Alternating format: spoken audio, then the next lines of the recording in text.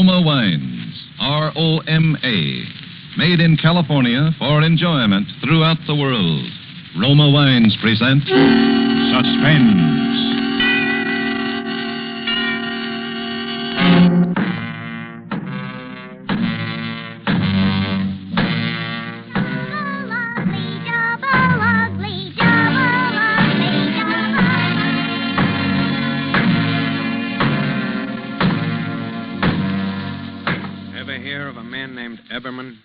Matthew Eberman, his name was. He had his name in the papers quite a lot, Matthew did. There's kind of a funny story concerning Matthew, too. Had to do with murder. Matthew was an ugly guy. Ugly as a mud fence, and he hated that. He hated everyone telling him how ugly he was. Why, ever since he was a kid. I won't play if I have to be Matthew's partner. He's so awful looking it makes me sick to have to look at him with those terrible big hands. Well, I won't play, and I'll tell him so to his face. Matthew Eberman, you're the ugliest, most horrible-looking boy I've ever seen. You're double ugly. That's what you are. Look at you. Look at you. Double ugly, double ugly, double ugly.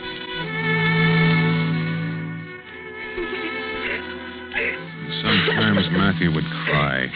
He'd go home and beat his big fists into his pillow and nearly choke, getting the sobs out of him. Don't cry, Matthew. What do you care what they say? Friends don't matter unless they love you for yourself. Don't cry, dear. Mother loves you. Mother thinks you're a wonderful boy. There, now don't you cry. And then Matthew wouldn't cry. It was a funny thing, too. He came from a good family, enough money, education. And if he hadn't been so ugly... If he hadn't been, his voice would have been kind of pleasant to listen to. One time, I remember he got along okay with just his voice. It was at a masquerade. After he got the costume and the mask all on, his mother said... Why, I hardly know my own boy. All dressed up like that. Why he ever went, I don't know. Wanted to be with people, I guess. Anyway, he did go to the party, and he danced with all the girls in the place. And one girl was so beautiful. Some lovely duchess, maybe from 100 or 200 years ago. Like a soft cloud of ruffles and lace, and the scent of magic clung all about her. Who are you? Someone who's in love with you. A masquerade is so romantic. It's perfectly all right to fall in love with a stranger, someone you haven't the slightest idea who it is. Well, do you mind if I fall in love with you? It's a masquerade. I've never said it before. I love you. Who are you? I love you. Who are you? I'll tell you who I am if you'll tell me who you are. Ladies and gentlemen, unmasked! Oh, come on, take off your mask. Well, it doesn't matter now. Here, I'll take mine off first. No. Well, remove yours. No. Oh, you silly, you must. Take it off. I'll take it off of you myself. No, don't, please don't. I will. Matthew Eberman.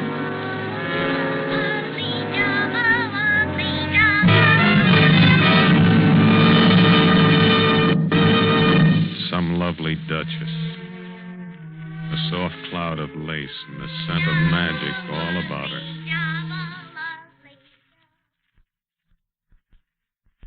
Matthew's mother died. Matthew went away from town. It was after that he had to do with murder.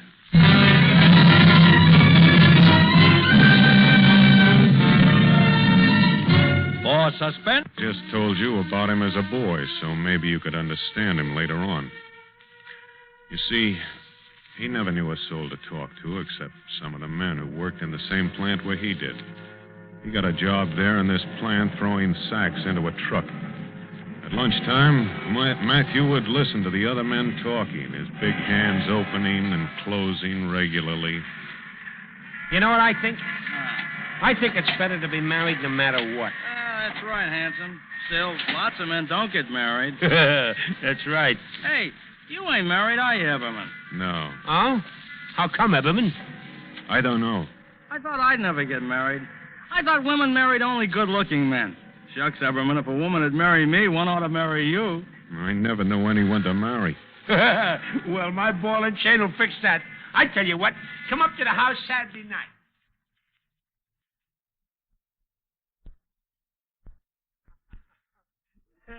Yeah, Eberman's the one I was telling you about that don't know no one to marry, Hazel. Why, Mr. Eberman, ain't you ashamed? There's lots of girls around that's just dying to get married. Ain't you never wanted a home?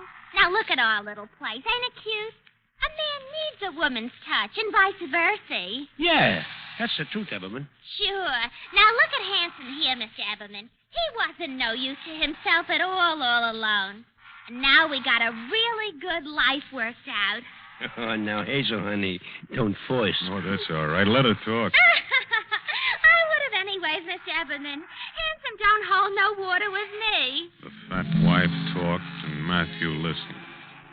And he began to wonder if maybe there wasn't something in what she said. It was lonesome. He could quit the plant if he wanted. He had all that money his mother left him when he died. He only worked because it was so lonesome. And then Hazel said, Now, let's see. Who'd be a good girl for you? What type do you go for? Penny Short? No, I know. Sally Mason.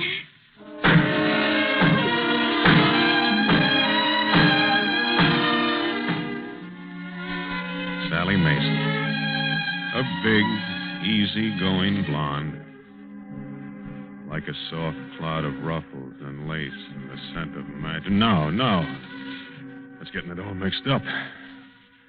Anyway, Hazel arranged for them to meet at a party at her house.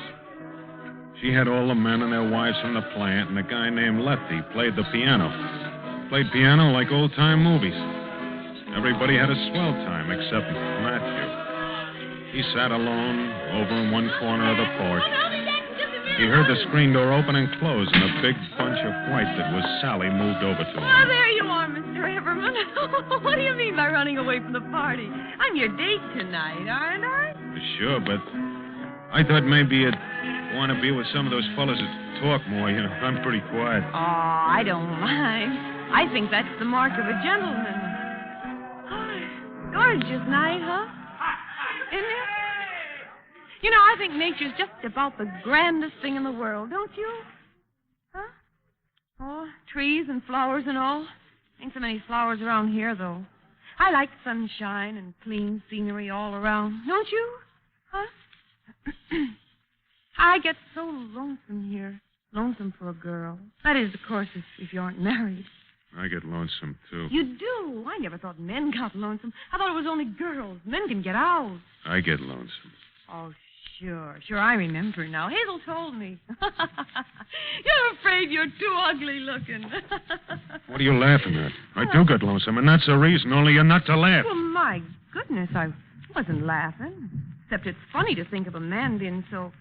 Say, I didn't mean to hurt your feelings. I'm lonesome, too, ain't I? You've got the biggest hands I ever seen. Do you think I'm pretty? Do you? Oh, I get so lonesome. Matthew couldn't get it out of his head about this funny girl. Do you think I'm pretty? He didn't even know. He couldn't even remember what she looked like when he went to work the next day. And when he started to get his lunch, there was something over by the gate that he'd never noticed before. Something pink and fresh. His big hands opened and closed. It was Sally. All in pink organdy, like a pink balloon at a children's party. Well, I guess you're surprised to see me, aren't you, Mr. Everman? Yeah, I guess I am. I thought maybe you might like a little home-fixed lunch. Doesn't it look good, huh? Well, we can eat over here in the shade if you don't mind having a lady as company. I was all alone today, and that's why I come. Looky here. I even got some chocolate creams for after. You like them? Uh-huh. I do myself. Say, ain't this a cute bracelet? Huh? Little tiny bells. Must be hard work to make a thing like that now, don't you think? Oh, say, have one of those sandwiches, Mr. Everman. They're gorgeous. Sally chatted away, all in pink, and self-consciously turned her wrist to make the little bells tinkle.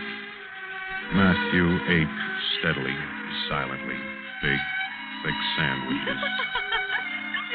Just like a party, ain't it? After a while, it was time to go back to work. Matthew stood up and didn't know what to say, just looked. Sally's face was kind of shiny from the heat, and the pink had gone limp and bunched. But a breeze picked up the loose strands of her hair. Her foot twisted like a little girl. You know, you never once called me by name. It's Sally. I know. Oh, call me by name. I like being called by name. I will. Well, can't you do it now? Oh, it won't hurt none. I gotta go back to work. Okay. So long. So long. You look pretty in pink. Why, say I'm awful glad you like it. It's one of my favorite colors in all this world.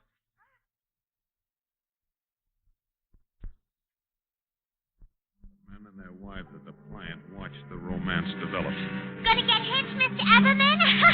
It's better to get married no matter what. No matter what.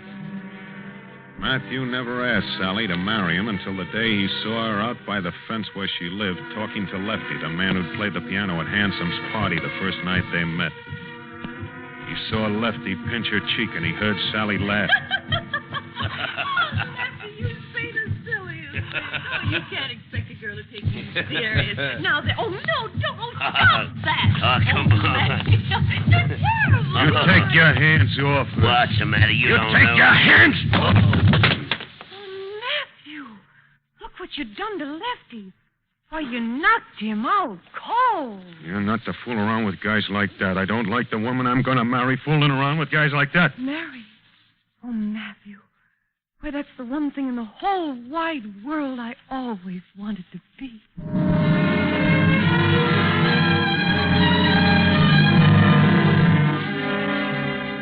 Matthew took his bride to Niagara Falls.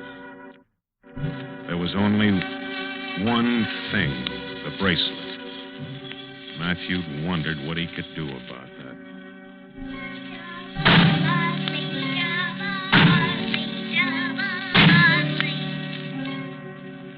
The little house was a white cottage, located pretty much by itself, quite a distance from the plant. Sally had to walk a good way to see any of the people she used to know. How's married life, Sally? Oh, say, it's the grandest thing. You should come by and see us. Pay us a social call. Yeah, I hear you got a nice place to live. Yeah, flowers and a tree. You simply got to come and see it. And the men and their wives at the plant did come and see it. They sat around the house and put their feet on things and spilled cigar ashes on the floor and talked loud and common. Matthew didn't say a word. He just sat, listened, looked at the mess they made. They stayed a long time. Matthew thought they never would go.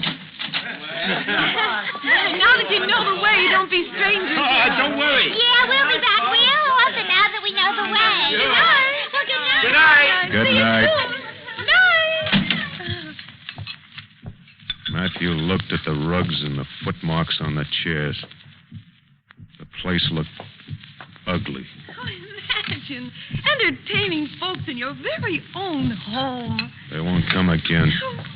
Well, why not? Look at the rug. Oh, that ain't nothing. I just run the sweeper over it and you'll... They're not coming again. Oh, but a house ain't nothing without folks coming in. We got each other. Oh, yes, but... They never had another party.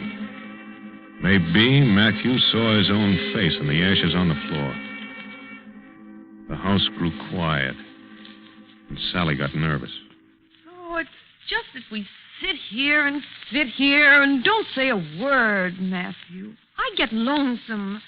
Can't we have a party? Huh?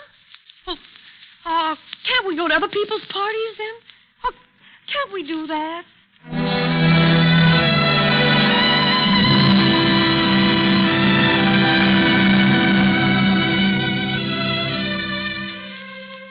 The yard grew up in weeds, and the flowers didn't do so well, and the tree didn't grow.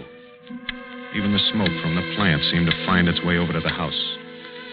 The white got gray, then it got black in splotches, and the paint peeled. Matthew lived. Sally put on weight.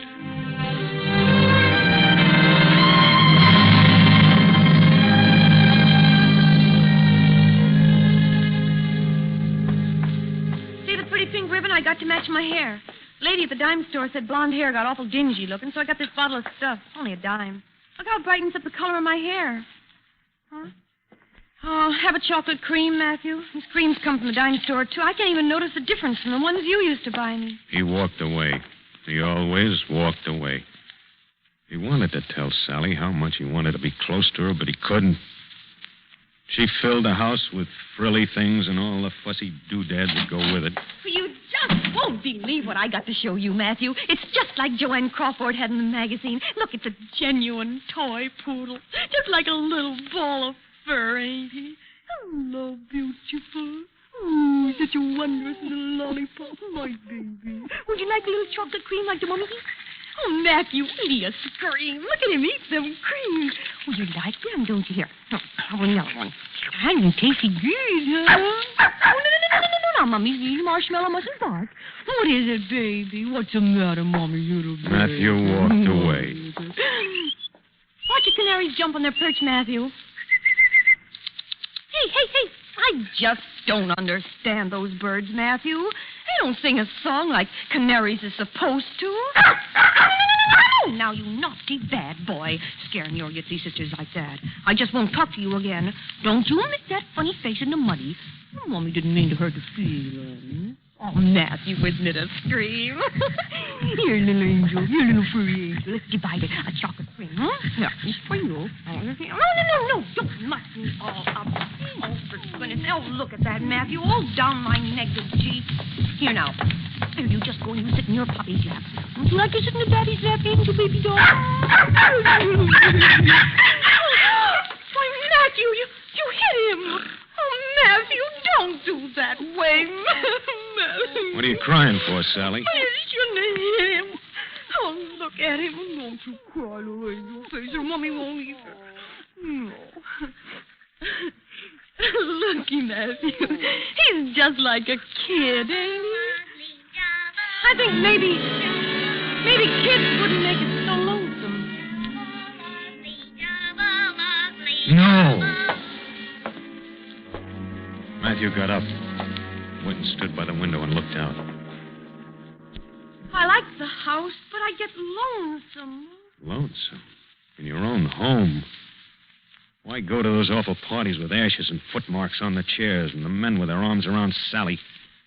She shouldn't have allowed that. She belonged to him. She was the only person who ever did belong to him. Hadn't she come to him in the plant yard that day? Sure she had. She liked him. You're the only one that's afraid you're too ugly. She shouldn't be singing that song that Lefty plays. That Lefty pinching her cheek and laughing at him. She shouldn't have allowed that. Momsy's Yitsy angel head. And you wanted her to leave that dog alone. Why couldn't she treat him like that? Matthew looked out the window. It's too bad about the paint and the smoke that came over from so far from the plant. The weeds all around. He was surprised to see the tree look bigger. Maybe he hadn't noticed the tree for a long time. Matthew! Yeah? What are you doing, Matthew? Thinking. Oh. He looked at her. Where was that pink and fresh thing he'd seen before at the plant? The face shining from the heat and the loose strands of hair caught in the breeze. Someone's called me by name. I like being called by name. A big, fat, blonde lump. Oh, these creams come from the dime store, and you can't even tell the difference. Where was that pink and fresh thing by the gate? Sally was standing by the canary cage and wiggling her wrist again. She hadn't done that for a long time, since Niagara Falls. Look, Matthew, I found that bracelet with the bells on it. I thought it might make the canaries sing. Come on, birdie doo. Do you think they're sick, Matthew? I've never seen them so quiet before. Listen to the bells, birdie babies. Tinkle, here, tinkle, tinkle, tinkle. Matthew's hands were opening and closing at his sides, like they were grasping for something to hold and never finding it. I just don't understand those birds at all. You've gotten fat, Sally. Oh, it don't matter. I don't care. Nobody cares if a married woman gets fat. That's what Hazel says. I like Hazel. She's good company. I don't get down her way much now, though. Her ankles swell up from these French heels. Cute shoes, though, ain't they, Matthew? Makes the foot look small. Her ankles swell up, but it does make the foot look small. Her wrists swell up, too. I don't know what's wrong with them, I do. Oh, Oh, I wish I could get these birds to sing. Oh, I'm bored. Aren't you happy with me, Sally? Yeah, but we never do anything. Oh, I get crazy here all the time. I just get so I can't stay still another minute or I'll scream. If we had some kids, then maybe we'd mean more to each other. Have something to talk to each other about. And kids is awful good company, and then conversation about kids is good company, and good talk between a man and his wife. Not you want to run. You want to kick the walls, tear the house down, anything. Mommy's little baby now, mustn't fall. No. Where was that terrace that he'd seen once upon a time? Some lovely duchess, maybe from 100 or 200 years ago. Now, there's no reason you can't tell me who you are. Your mask. I'll do it for you. Look at you. Maybe if he grabbed Sally, held her so close, that would make a difference. Ugliest, crawliest boy I've ever seen. Matthew, ever. Why did it have to turn out this way? They said that a man ought to be married no matter what. I think nature's the grandest thing in the world, don't you? No matter what. I get so lonesome. When can't we mean more to each other? Can we go out? Oh, can we go out? Can we go out? You could only stop all that noise. If you could only just get a minute to think without all that noise. Then you could get it. That what? Sally was so fat. Matthew stuffed his mouth full of dime store chocolates, one after the other, one after the other, one after the other. The whole room began to turn. Matthew! Big, fat, blonde, all covered in pink.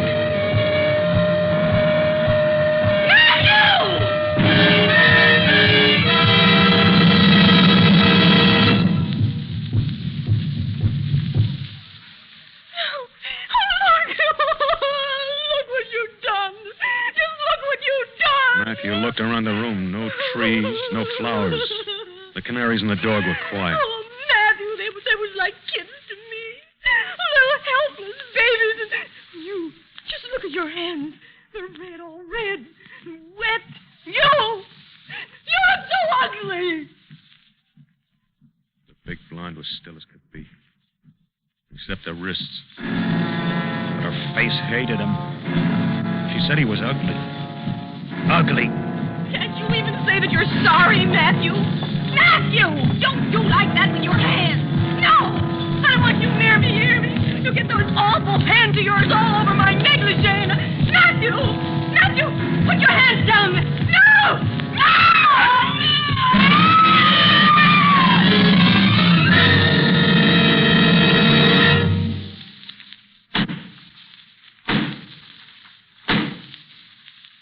Those carpenter boys sure know what to do with their hammers, don't they? Listen. I guess they're getting ready for in the morning, cutting down a tree to build a thing like that.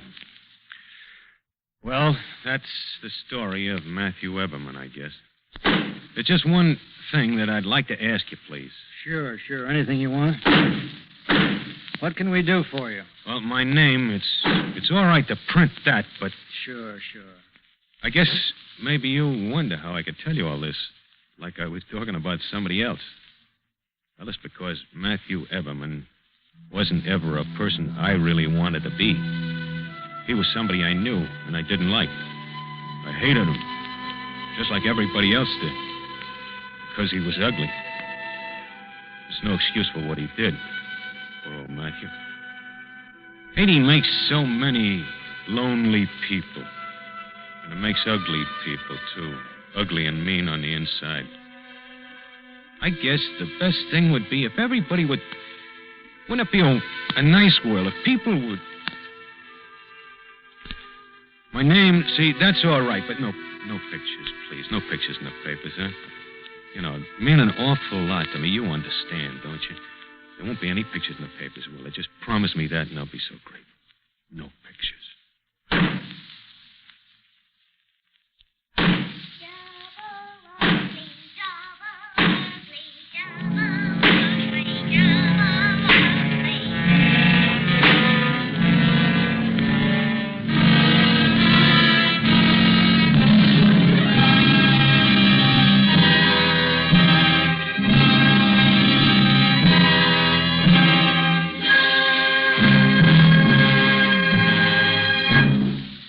Suspense. Double Ugly, starring Lloyd Nolan, presented by Roma Wines. That's Roma. Roma Wines. Those better tasting wines enjoyed by more Americans than any other wines.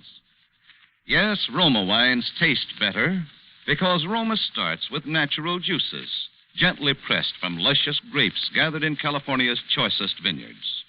With ancient skills and the world's greatest winemaking resources, Roma master vintners guide this grape treasure unhurriedly to tempting taste perfection. Then these better tasting wines are placed with mellow Roma wines of years before, and from these, the world's greatest reserves of fine wines, Roma later selects for your pleasure. With the holiday weekend coming up, be sure you offer your guests their choice of glorious Roma California sherry, rich Roma port, and golden Roma muscatel. Served cool. Or, if they prefer a tall, cool drink, make it a Roma wine and soda. Remember, Roma wines taste better. That's Roma. Roma Wines, America's largest selling wines. Lloyd Nolan appeared through the courtesy of 20th Century Fox, producers of Kiss of Death. Tonight's suspense play was by George Lloyd. Next Thursday, same time, you will hear Edmund O'Brien as star of Suspense. Produced and directed by William Spear for the Roma Wine Company of Fresno, California. This is CBS, the Columbia Broadcasting System. You've been listening to the OTR Gold Network. Find more classic radio at otrgold.com.